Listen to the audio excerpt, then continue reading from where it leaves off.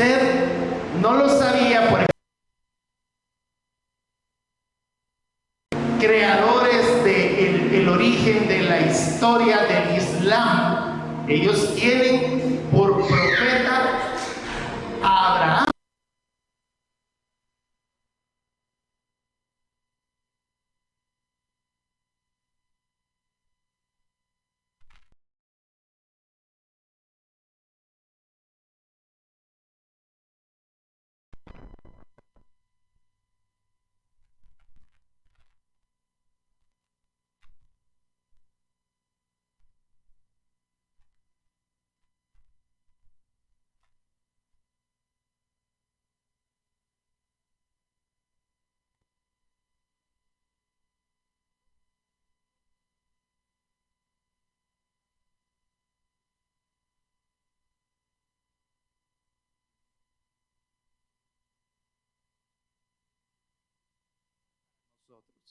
La Escritura nos dice que toda la Escritura es útil para enseñar, redarguir, corregir e instruir en justicia. Por lo tanto, hoy vamos a hablar un poquito acerca de conceptos de el hebraísmo, o sea, de los hebreos, que ellos tienen conceptos que son de vital importancia para nuestro crecimiento espiritual. Y ese crecimiento espiritual nosotros lo vamos a enfocar en algo que pasó en la prédica de la semana pasada. ¿Cuántos se recuerdan que la semana pasada estuvimos hablando acerca del bautismo en el Espíritu Santo? Hablamos acerca de lo que es el día de Pentecostés, que es una de las famosas fiestas judías. Pero cuando nosotros vemos a partir de el día en el que el Señor dio su cumplimiento en el día de Pentecostés, que nosotros sabemos que Dios Espíritu Santo vino y fundó la iglesia en un momento muy especial, en donde el Señor estaba recogiendo la primera cosecha físicamente. Ahora, si usted estudia en el contexto de este momento, de este tiempo, y también el contexto histórico, nosotros podemos investigar acerca del clima que tenía el pueblo hebreo y que tenía el pueblo judío a partir del día de Pentecostés. ¿Cuántos de nosotros le dimos gracias a Dios de que ya comenzó a llover? Qué bendición, ¿verdad? A algunos no mucho les gusta la lluvia, pero este año nos están diciendo de que nuestro año va a ser un poquito seco. ¿Cuántos han oído un poco de esto de la noticia? El fenómeno del Niño y todo lo que nosotros vemos, estando en un clima tropical, a nosotros nos afecta. Yo sé que yo no soy marciano y no soy el único que ha estado diciendo, ay, qué calor, ¿verdad? ¿Usted ha estado sintiendo calor? Sí, espero, ¿verdad? Si no es que por ahí algunas hormonas nos están faltando o no sé qué más cosas. Pero usted puede imaginarse al pueblo judío que a partir del día de Pentecostés se le termina la lluvia. Para usted aquí en este tiempo dice, ah, qué lindo, estamos en verano. Y comienza a comprar trajes de baño y que las playas y todo lo demás. Para nosotros en este clima tropical es algo muy bonito, pero para el pueblo de Israel, para la nación judía, para los hebreos, ese tiempo no es un tiempo muy bonito, porque le cuento que Israel está ubicado en un desierto. Entonces usted puede pensar el periodo de tiempo que abarca desde el inicio posterior de los días de Pentecostés hasta el mes de septiembre. Ellos no tienen pero ni gota de agua, se les escasea totalmente. y ellos necesitan de agua. Entonces el periodo de tiempo desde el mes de mayo de nosotros para el mes de septiembre de ellos comienzan a sentir la necesidad de acercarse un poquito más a Dios. Para nosotros esto es algo muy importante. Y lo que vamos a estudiar en este tiempo es algo que necesitamos. Porque desde el momento en el que nosotros comenzamos, en el día de Pentecostés, ¿qué es para nosotros? El haber recibido a Dios Espíritu Santo dentro de nosotros. Y el periodo de tiempo que abarca desde el día de Pentecostés hasta ese día que ellos lo conocen, para que usted lo sepa, la fiesta de las trompetas. A partir de ese momento ellos comienzan a decir, ya vienen las lluvias, hay un cambio de temporada y hay una promesa que el Señor hace a través de esas lluvias, que es comenzar la nueva cosecha. Pero ¿qué es para nosotros entonces? El periodo de tiempo en el momento en el que nosotros recibimos a Cristo hasta el día de las trompetas, para nosotros significa lo que colocamos el título a la pequeña serie del día de hoy. ¿Cómo se llama? Usted buscó, usted encontró allá en las redes sociales, usted sabe que lo colocamos y le pusimos un nombre. ¿Cómo se llama el tema de hoy? Se llama Hasta que vuelvas. Hasta que vuelvas. ¿Por qué? Porque lo que vamos a estudiar en este tiempo, yo sé que es un poquito complicada la introducción que le estoy dando, pero es desde el momento en el que nosotros recibimos a Dios Espíritu Santo hasta que Él vuelva. Vuelvo a decir lo que dije hace mucho tiempo. Yo no estoy diciendo que Jesús viene en septiembre. Lo que le estoy diciendo es que el cumplimiento de las promesas es que va a haber un momento en el que desde que nosotros nos acercamos a Jesús y recibimos su unción hasta que Él vuelva, nosotros deberíamos de afectar nuestras vidas con los principios que vamos a aprender en esta pequeña serie. Y hoy vamos a hablar acerca del primero de ellos. Yo quisiera que fueras a Juan, al capítulo 17. Juan, capítulo 17, verso 21 al 23. Vamos a leerlo de la Nueva Versión Internacional. Jesús dijo estas palabras: para que todos sean uno, Padre, así como tú estás en mí y yo en ti.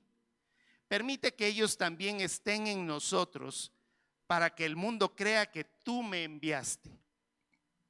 Yo les he dado la gloria que me diste, para que sean uno, así como nosotros somos uno. Yo en ellos y tú en mí. Permite que alcancen la perfección en la unidad, y así el mundo conozca que tú me enviaste y que los has amado a ellos tal como me has amado a mí. Este concepto que vamos a aprender hoy tiene que ver con la unidad entre nosotros y el Padre. La petición que Dios permitió que Jesús expresara en sus palabras en el momento de orar, dijo él: Señor, que ellos sean uno como tú, oh Padre, en mí y yo en ti.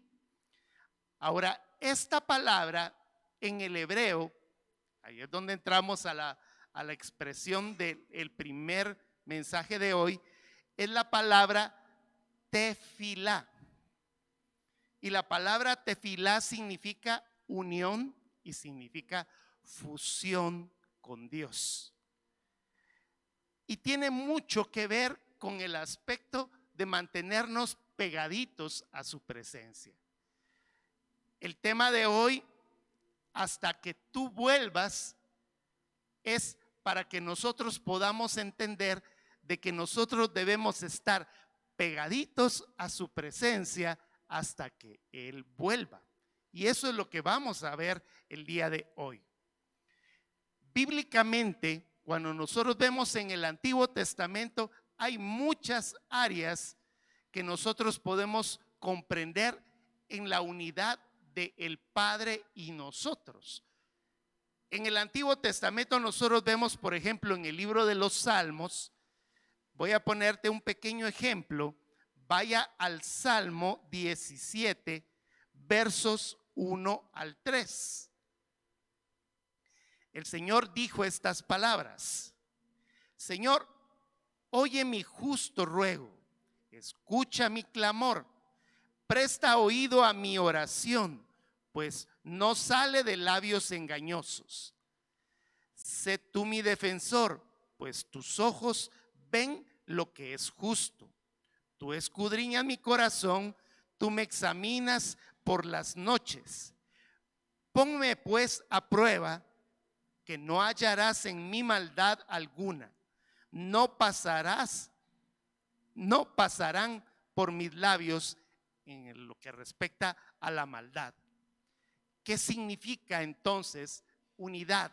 Significa que nosotros debemos de buscar la presencia de Dios en la meditación de su presencia, teniendo gratitud, teniendo reflexión, teniendo una súplica, teniendo una intercesión, teniendo petición en nuestros corazones, confesión de nuestros pecados, introspección, si lo queremos ver con una palabra muy profunda, evaluar lo que nosotros somos.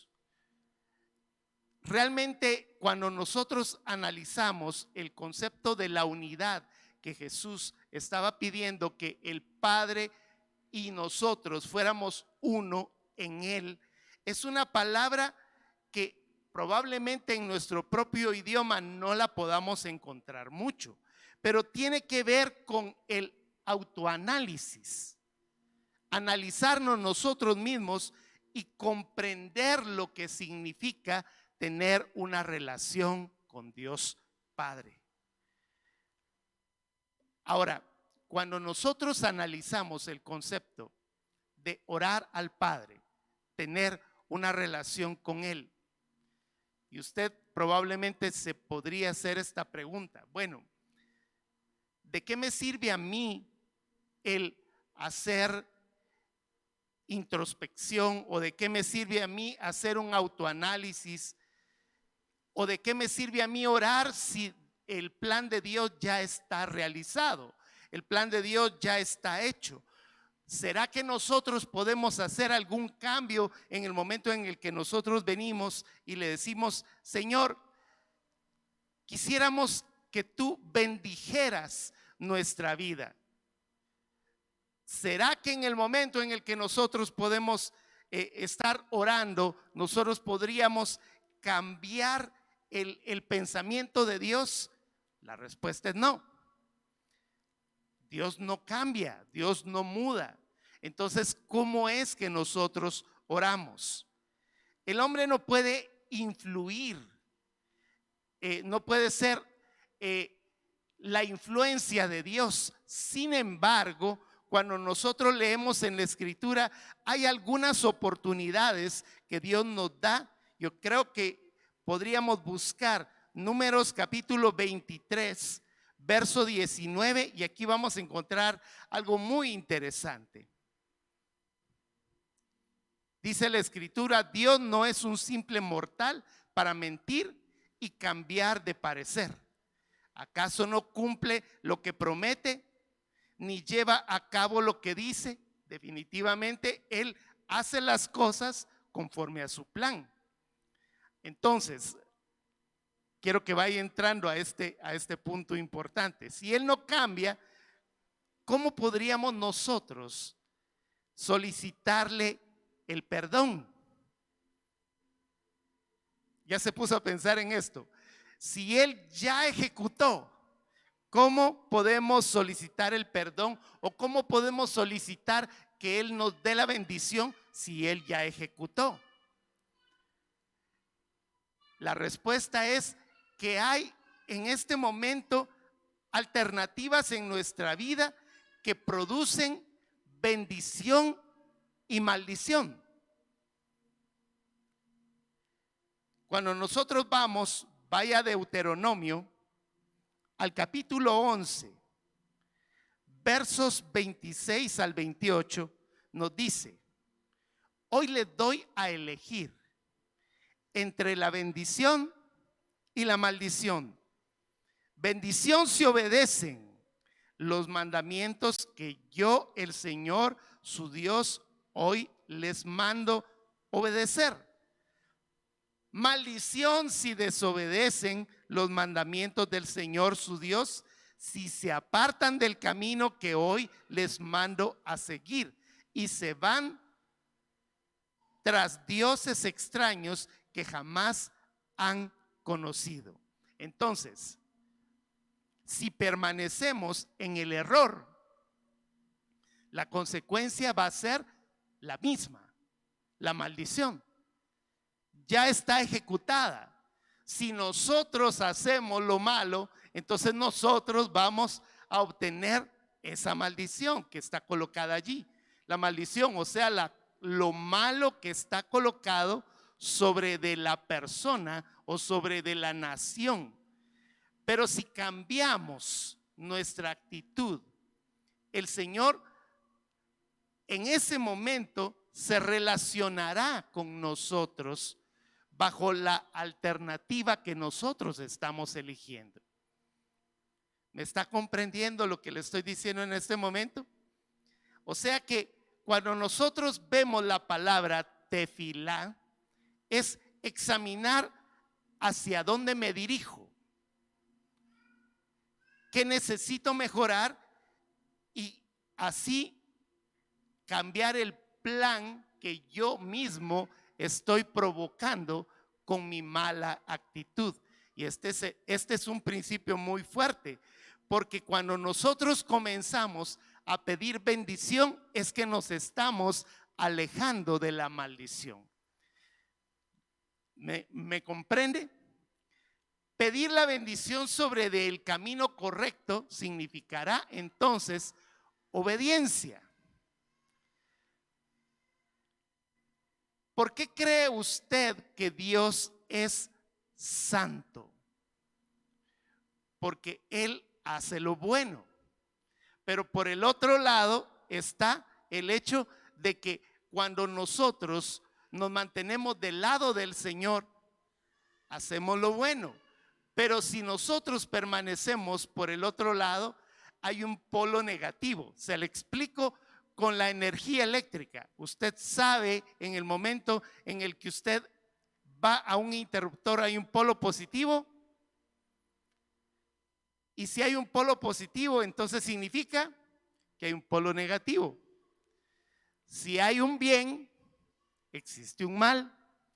Entonces, cuando nosotros tomamos la alternativa en el tefilá, nosotros examinamos y decimos: yo no quiero la maldición, yo quiero ir del lado correcto. Entonces la bendición en mi vida es otorgada porque yo la estoy pidiendo, no solamente por estar en función de mi vida, en ese arrepentimiento, sino que yo estoy acordando en mi vida el acercarme más a la presencia de Dios. Le voy a poner un ejemplo muy, muy fuerte. Vaya usted a Segundo Libro de Reyes. Segundo Libro de Reyes, al capítulo 20, versos del 1 al 6. Le voy a contar un poquito de la historia. acá nos está hablando la historia de un rey que se llamaba Ezequías. Quiero decirle que Ezequías es uno de los reyes más, diríamos, de una mejor posición delante de Dios. Iba a decir que era de los más buenos. Podríamos decir, era de los que hicieron lo correcto delante de Dios. Él lo que hizo fue alejarse de la idolatría, agarró todo lo que sus padres le habían dicho que hiciera en negativo, él lo convirtió en positivo. Él vino y analizó y dijo, si yo sigo haciendo las cosas que hicieron mis padres, él comenzó a hacer ese tefilá y comenzó a decir, no, yo no quiero hacer lo que mis padres hicieron, porque si yo sigo haciendo las cosas que mis padres hicieron, de automático yo voy a tener una maldición sobre de mi vida. La escritura nos dice, ahí vamos leyendo, Segundo de Reyes 20, versos del 1 en adelante. Por aquellos días Ezequías se enfermó gravemente y estuvo a punto de morir. Se enfermó. Y dice la escritura que el profeta Isaías, hijo de Amós, fue a verlo y le dijo, así dice el Señor, pon tu casa en orden, porque vas a morir, no te recuperarás. Vea lo fuerte que sucedió. Dice el versículo 2, Ezequías volvió el rostro hacia la pared y le rogó al Señor, recuerda, Señor, que yo me he conducido delante de ti con lealtad y con un corazón íntegro, y que he hecho lo que te agrada. Y Ezequías lloró amargamente. Aquí voy a parar, no voy a leer el versículo 4, porque quiero que entienda el concepto tefilá de lo que él hizo. Él en ese momento estaba enfermo. Él en ese momento le estaban sucediendo cosas que probablemente eran el resultado, que la escritura nos dice que el alma que pecare esa morirá, que el pecado del padre no lo va a llevar el hijo, que el pecado del hijo no lo va a llevar el padre. Pero cuando habla estas palabras, si nosotros vamos a Éxodo capítulo 20, la escritura dice que la maldición va a seguir a las generaciones hasta la tercera y la cuarta generación de los que lo aborrecen. Pero sigue diciendo estas palabras, pero bendeciré a millares de los que me aman. O sea que es distinto. Hay un tefilá en ese momento que nos está diciendo, escoge de qué lado quieres estar. Va a haber una maldición hasta la tercera y la cuarta generación si continúas haciendo lo mismo que tus padres.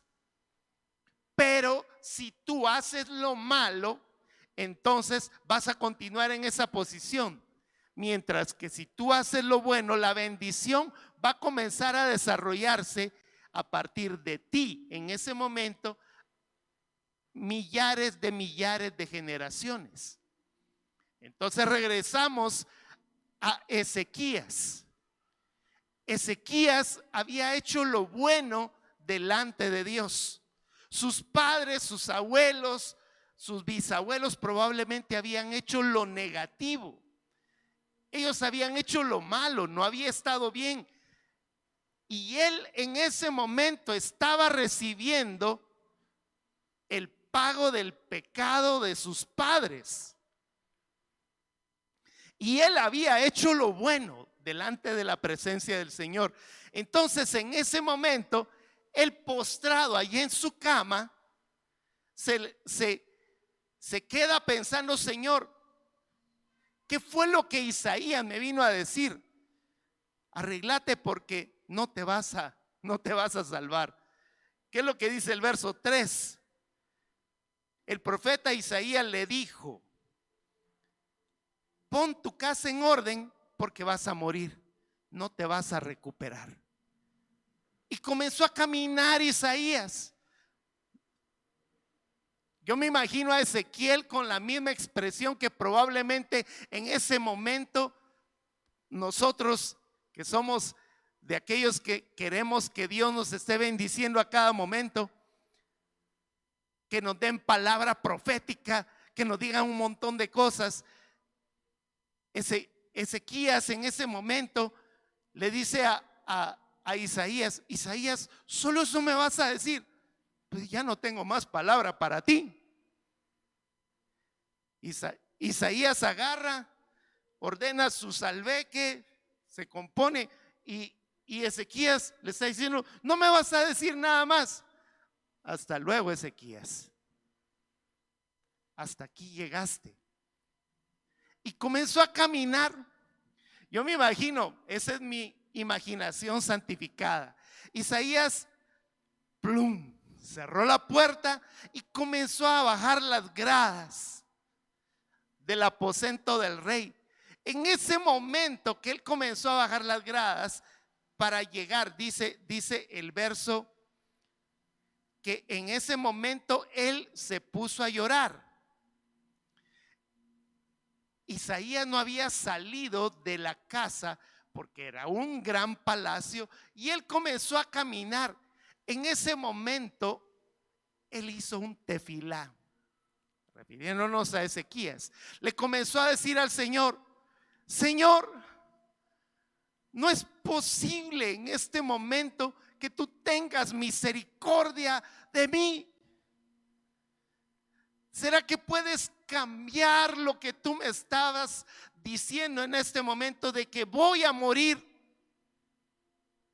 Señor, yo no quiero morir en este momento. Yo quisiera recibir de tu bendición. Si es posible, si durante todo este tiempo yo dejé a los ídolos, hice todo lo bueno que yo pude haber hecho, Señor, dame una oportunidad, dame la oportunidad.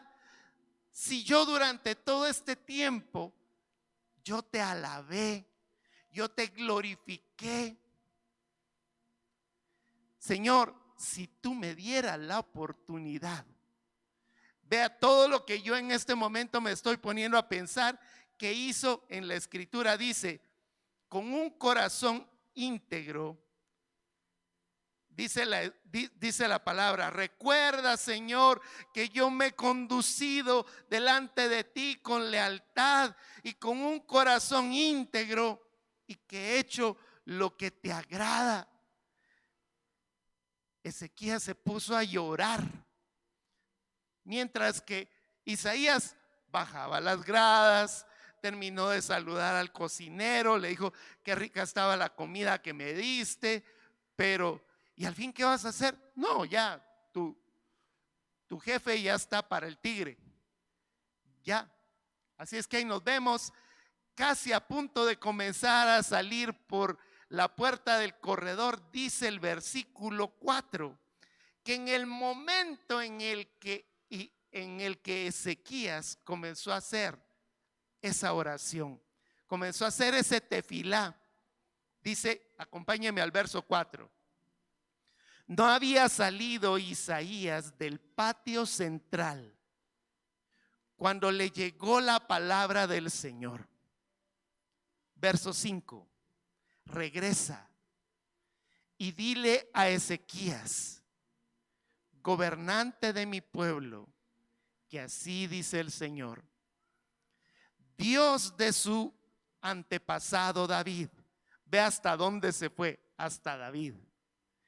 He escuchado tu oración y he visto tus lágrimas.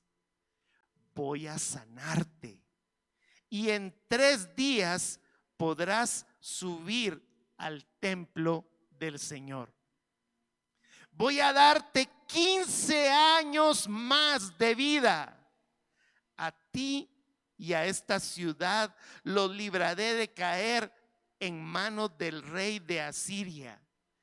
Yo defenderé esta ciudad por mi causa y por consideración a David mi siervo. Entonces Isaías dijo: preparen una pasta de higos. Así lo hicieron, luego se la aplicaron al rey en la llaga y se recuperó. Ezequías le había preguntado al profeta: ¿qué señal recibiré de que el Señor me sanará y de que en 3 días podré subir a su templo? Isaías le contestó: esta es la señal que te dará el Señor para confirmar lo que te ha prometido. La sombra ha avanzado 10 gradas. ¿Podrá retroceder 10? Es fácil que la sombra se alargue 10 gradas, replicó Ezequías, pero no que vuelva atrás. Entonces el profeta Isaías invocó al Señor y el Señor hizo que la sombra retrocediera 10 gradas en la escala de Acaz. Es decir, que vea lo que hizo la oración de un hombre que ya estaba para el tigre, diríamos en Guatemala. Ya estaba hecho, ya tenía los tenis para adelante, ya estaba listo. Pero en ese momento viene y hace un tefilá, que ese es el primer mensaje para nosotros antes de que Él venga. Provocó que hubiera un retroceder del sol. Usted puede entender lo poderoso que ha de haber sido esto. La NASA logró comprobar en medio de todas las cosas que ese retroceder del sol estaba colocado en los minutos y los segundos de la historia de este mundo. ¿Qué tanto puede hacer el Señor en nuestra vida en el momento en el que nosotros estamos viviendo un tiempo en el que nosotros debemos elegir entre la bendición y la maldición? Quiero que aprendas hoy acerca de esto. Son varias cosas. El concepto de bendición y alabanza que nosotros podríamos pensar que Él puede actuar es algo inmediato para nuestra vida. Probablemente en este momento tú puedes pensar: ya todo está hecho, ya no hay ni para adelante ni para atrás. Hay una historia que probablemente puede estar escrita y que tú puedes venir a decir en este momento: ya no se puede componer, ya esto está dado por perdido. Muchos de nosotros en este momento tenemos este sentimiento. Muchos de nosotros decimos, como diría el famoso cantante Juan Gabriel: yo no nací para amar, nadie nació para mí. Esos conceptos que son probablemente lo que el mundo te puede venir a decir. Sabes que muchos de nosotros en este momento decimos: bueno, yo ya estoy para forrar Biblias.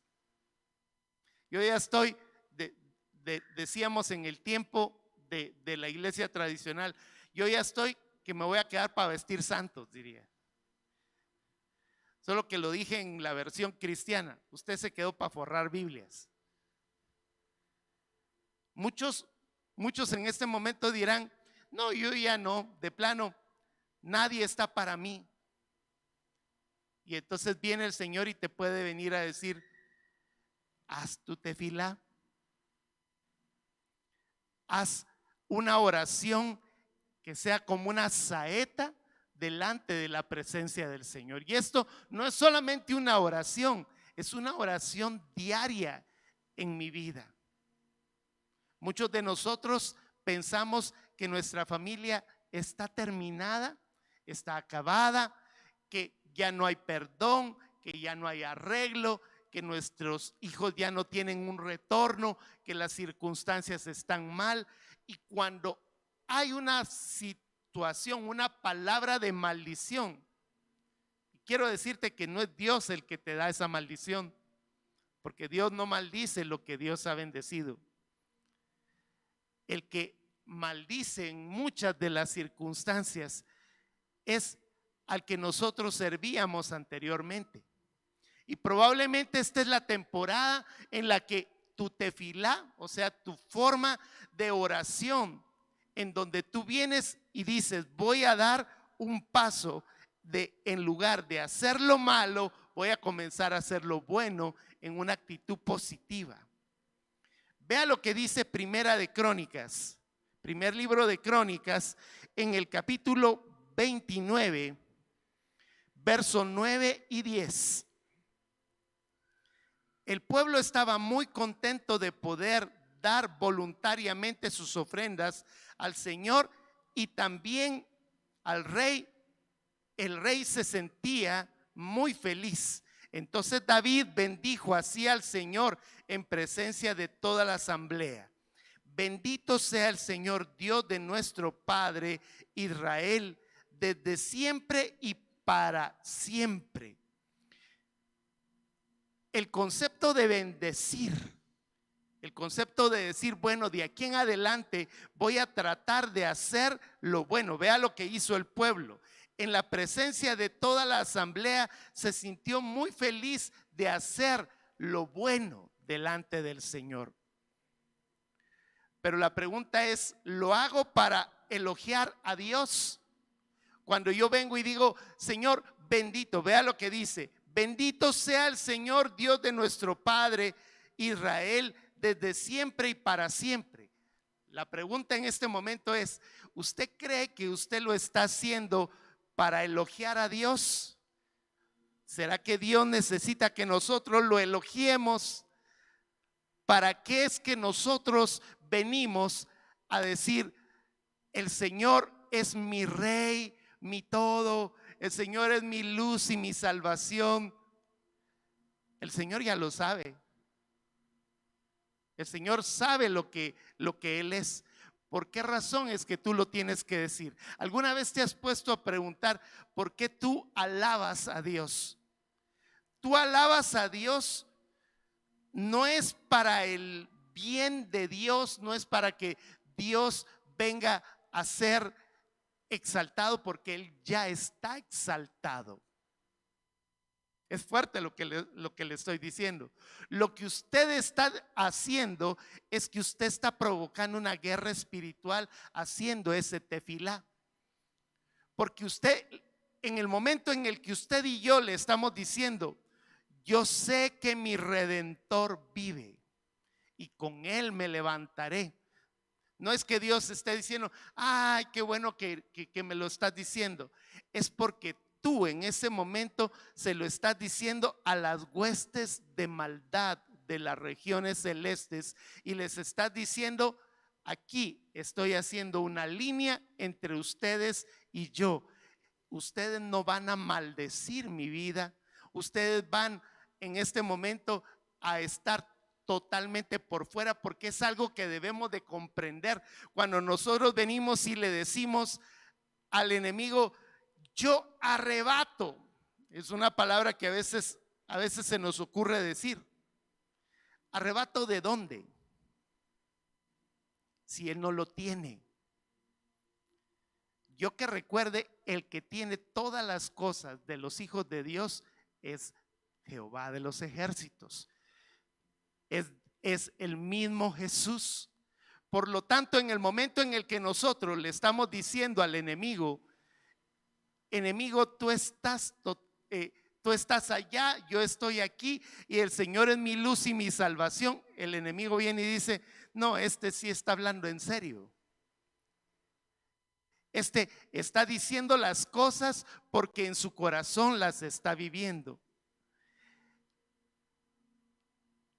¿Entiendes y comprendes esta parte? Dios no necesita que nosotros lo adoremos, nosotros necesitamos adorar. Porque cuando nosotros adoramos, entonces le estamos diciendo a Él, Señor, yo estoy creyendo tus promesas. Cuando yo busco esa adoración, cuando yo busco la unidad con Él, yo estoy diciendo, estoy haciendo una línea entre la maldición y la bendición de mi vida, que fue lo que hizo el mismo Jesús en el momento en el que oró. Él hizo ese tefilá. Vea lo que leímos al principio en Juan 17, versos 21 y 23. Yo quiero que lo vuelva a leer. Juan capítulo 17, versos 21 al 23. Si quiere, leámoslo desde el 20. No ruego solo por estos, ruego también por los que han de creer en mí por el mensaje de ellos, para que todos sean uno, Padre, así como tú estás en mí y yo en ti. Permite que ellos también estén en nosotros, para que el mundo crea que tú me has enviado.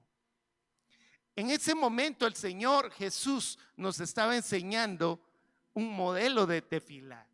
Él estaba diciendo: Señor, puedes ordenar de aquí en adelante todas las generaciones de ellos para que sean uno en Cristo y que seamos uno en la unidad de Dios.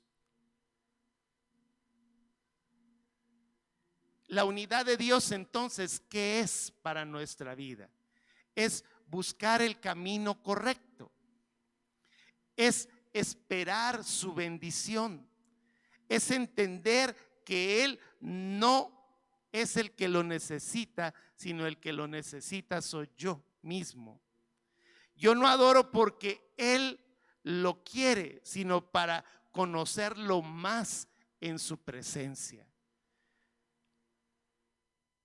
Y esa adoración debe de ocurrir en lo individual y en lo colectivo, para que nuestra vida de interioridad logre ser lo que el Señor quiere que nosotros vivamos.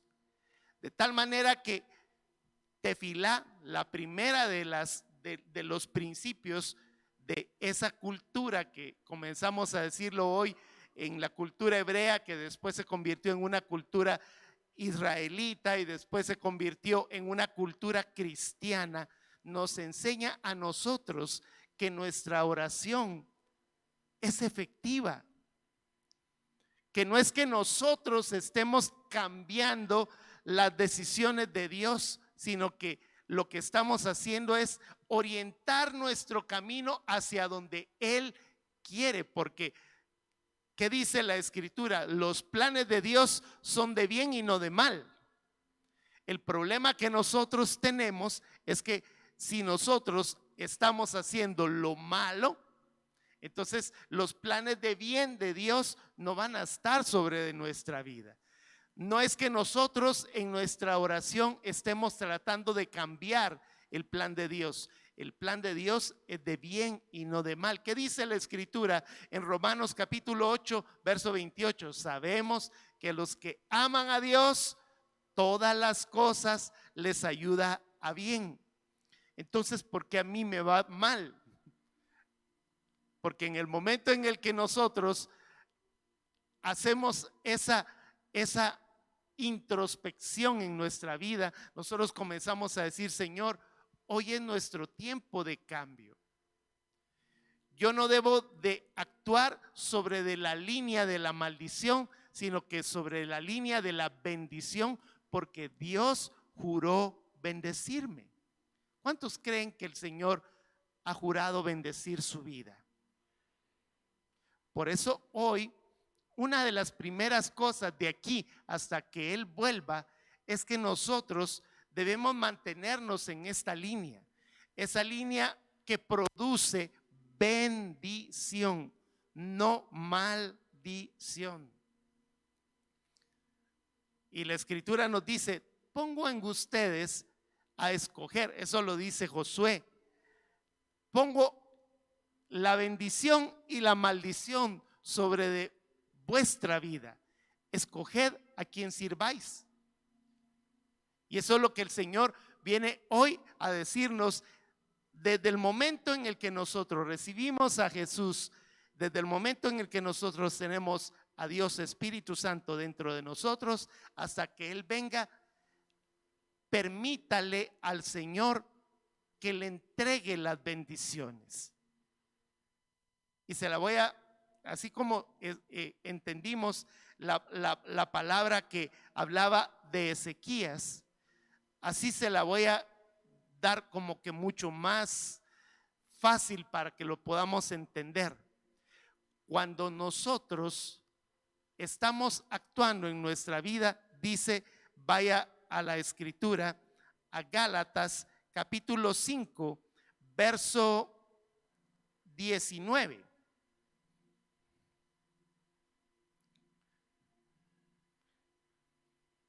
Bueno, del 21 vamos a ponerlo, para no leer todo el montón de cosas que aparecen ahí como el fruto de la carne. Dice, envidias, borracheras, orgías y otras cosas parecidas, les advierto ahora, como antes lo hice, que los que practican tales cosas no heredarán el reino de Dios. ¿Qué es no heredar el reino de Dios? Es retardar nuestras bendiciones que el Señor nos ha dado o que el Señor quiere darnos. Entonces el Señor nos dice, haz tu tefilá hoy. Si tú en este momento, vamos a poner una de tantas, si tú en este momento tienes celos, si tú tienes celos en este momento en tu vida, tú debes de venir a decirle al Señor, Señor, estos celos están quitándome las bendiciones. Haz el tefilá y comienzas a decir, Señor, yo no quisiera tener celos. De aquí hasta que Él venga por mí, yo voy a separarme de ese fruto de la carne que son los celos. Porque los celos, mientras yo los estoy practicando, me están impidiendo que yo tenga las bendiciones. Por el otro lado nos dice el verso 22, en cambio el fruto del Espíritu es, y comienza a decir las 9 áreas del fruto. Y dice el verso 23, no hay ley que condene estas cosas. Por lo tanto, en el momento en el que nosotros elegimos entre el fruto de la carne o el fruto del Espíritu, si nosotros elegimos el fruto del Espíritu, vamos a tener las bendiciones que Dios está queriendo. Si nosotros hacemos el fruto negativo, vamos a tener las áreas que el Señor no quiere que nosotros tengamos. Él no quiere que nosotros dejemos de ser bendecidos. Él es Padre de gracia, Él es Padre de amor.